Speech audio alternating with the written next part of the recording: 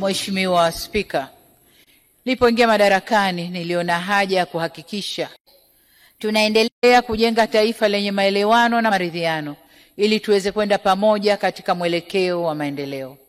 Dhima hili ni sukuma kubuni na kutekeleza falsafa ya R4.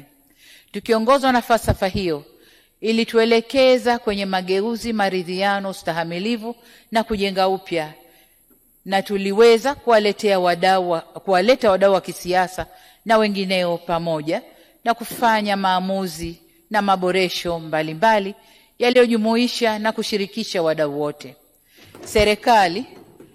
Serikali iliunda tume ya maridhiano iliyofanya kazi nzuri na ilikuja na mapendekezo ya aina mbili, yale ambayo ni ya muda mrefu kama mabadiliko ya katiba na yale ya muda mfupi ambayo yalihusu masuala ya uhuru wa vyombo vya habari na masuala ya vyama vya siasa kufanya shughuli zao. Mheshimiwa Spika, katika kutekeleza mapendekezo ya tume, serikali iliondoa mara moja zuio la mikutano ya hadhara kwa vyama vya siasa, na wote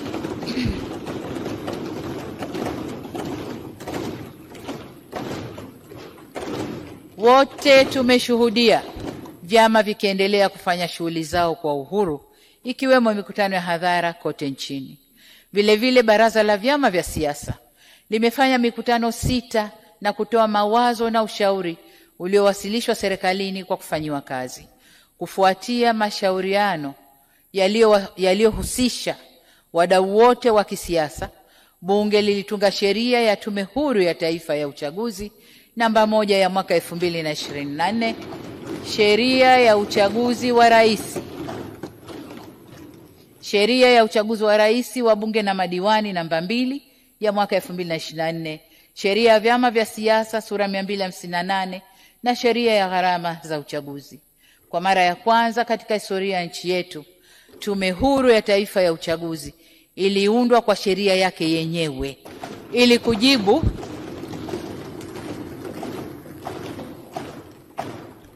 Tulifanya hivyo ili kujibu rai ya muda mrefu ya wadau wa kisiasa nchini. Miongoni mwa maboresho kwenye sheria ya uchaguzi yalikuwa ni kuongeza takwa la kila mgombea kupigiwa kura hata akiwa mgombea pekee. Hatua ambayo inafuta kichojulikana kama mgombea kupita bila kupingwa. Vile vile utungaji wa kanuni za uendeshaji wa uchaguzi ulifanyika, na serikali imeendelea kuimarisha uendeshaji wa shughuli za vyama vya siasa nchini, ambao hadi Juni 2025 serikali imetoa ruzuku shilingi bilioni 87.87 kwa vyama vinavyostahili kupata ruzuku. Mheshimiwa Spika, katika hatua nyingine, asasi za kiraia nazo zimekuwa huru kufanya shughuli zao, ikiwa ni pamoja na kukutana na kuishawishi serikali, ambapo mapendekezo yao mengi yamepokelewa na kufanyiwa kazi. Kwa kuwa swala la katiba ni pendekezo la muda mrefu la Tume ya Maridhiano, kwa msingi huo mchakato wa katiba mpya ni miongoni mwa ahadi ambazo zinaonekana katika ilani ya Chama cha Mapinduzi ya mwaka 2025-2030.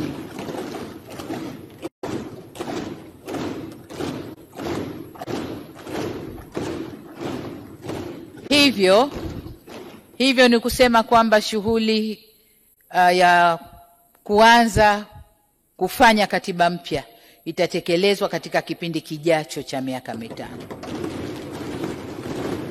Mheshimiwa Spika, kwa kutambua kuwa rushwa ni adui wa haki, na mlifurahi sana mlipomwona mkurugenzi mkuu wa kupambana na rushwa na hatani.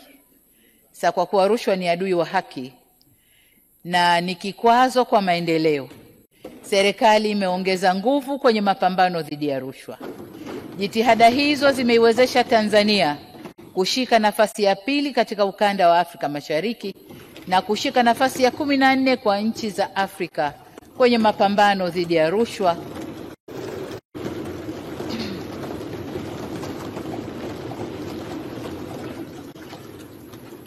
Na hii ni kwa mujibu wa taarifa ya taasisi ya Transparency International ya mwaka 2024. Katika kipindi hiki, tulidhibiti na kuokoa kiasi cha shilingi bilioni 211 milioni 900 na kuzirejesha serikalini kupitia operesheni mbalimbali za uchunguzi wa tuhuma za rushwa. Aidha, mali zenye thamani ya shilingi bilioni 35 milioni 688 zikijumuisha nyumba, viwanja na magari na fedha taslimu shilingi bilioni 1.17 zilitaifishwa. Na katika jitihada hizi, nitoe rai kwa Watanzania kuendelea kutoa ushirikiano katika mapambano dhidi ya rushwa. Mheshimiwa Spika, serikali imeendelea kutimiza ipasavyo wajibu wake kwa mhimili wa dola wa kutunga sheria. Katika kipindi cha uhai wa Bunge la 12, kulipitishwa miswada 60, maazimio 922 na vile serikali imetoa taarifa 15 kupitia kauli za mawaziri bungeni kwa ajili ya kutoa ufafanuzi wa masuala yenye maslahi mapana kwa taifa. Hakika mmefanya kazi kubwa, kwani michango na ushauri wa bunge hili umekuwa chachu kwa baadhi ya hatua tulizochukua au zilizochukuliwa kwenye mabadiliko ya kisera, kisheria na kiutendaji yaliyofanywa na serikali. Serikali iliongeza kiwango cha mfuko wa jimbo toka shilingi bilioni 11 kwa mwaka 2021-2022 hadi shilingi bilioni 15.9 kuanzia mwaka 2020-2023 hadi sasa, ili kurahisisha utendaji wenu majimboni na kuchochea maendeleo. Ni matumaini yangu kwamba fedha hizi mlizitumia vyema katika kuwaletea wananchi maendeleo.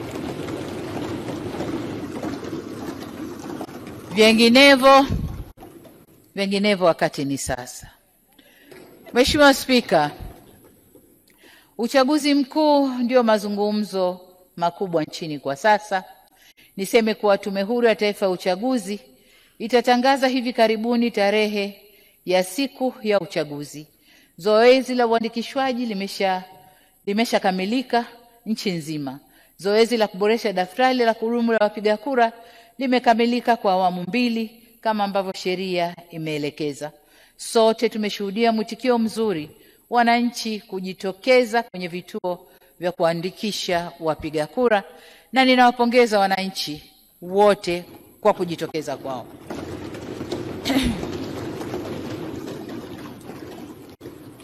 Tunatarajia kwamba tume itatutangazia pia idadi ya wapiga kura.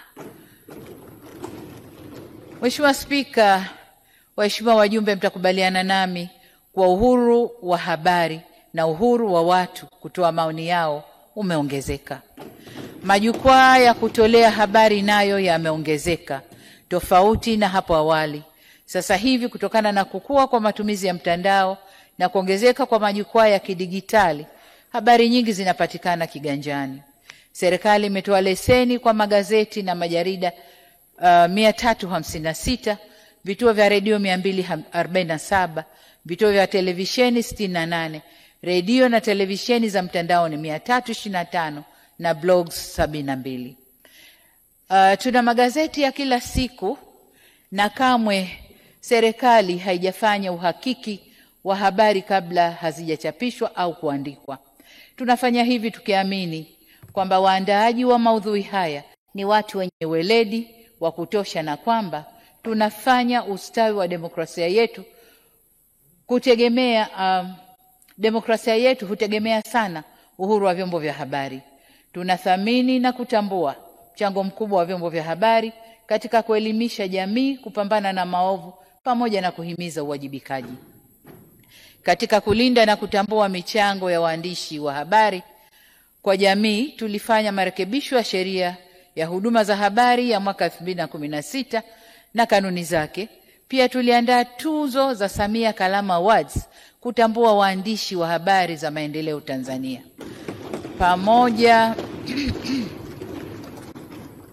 Pamoja na hatua hizi zote, hatukusita wala kuchelea kuchukua hatua pale uhuru huu ulipotumiwa vibaya na kusitisha au kutishia kuleta vurugu nchini pamoja na kuvuruga usalama wa jamii, au pale uhuru huu ulikiuka sheria za nchi au maadili, mila na desturi za Kitanzania.